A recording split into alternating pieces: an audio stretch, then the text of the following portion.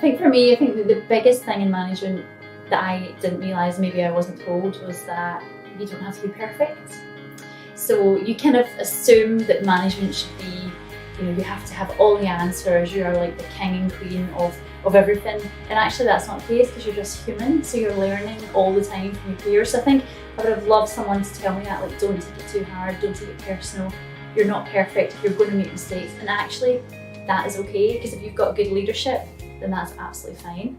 I think having some support is really important. So, the first step into management can be quite lonely, and suddenly, especially if you're going from a group of peers into a management position, all eyes are on you.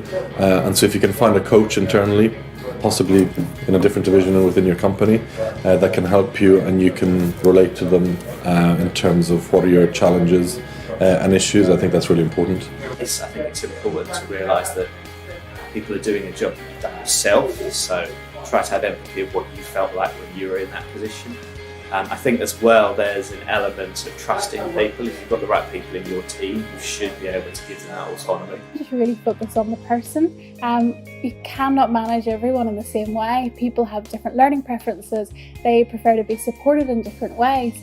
We've actually come out of a couple of days of focusing on actually personality testing. And we've divided everybody into teams to really focus on what their personal preferences are, the way that they act as people. And if you can really hone in that in the first couple of days and weeks as a manager and understand what your team need from you to be productive and to progress, to do well and to develop, then that's an amazing first step.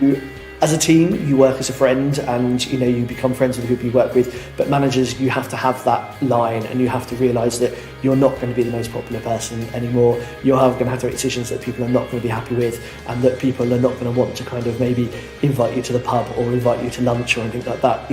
You've got to bear in mind that you are going to be the person who has to say, give bad news or kind of, cut their budget when they don't want it cut and everything like that. So I think one thing is you have to realise you have to grow a very thick skin and be kind of like, work's work, I'll go home and I'll, relax and enjoy myself that way. And how your attitude and your personality is going to impact on your staff.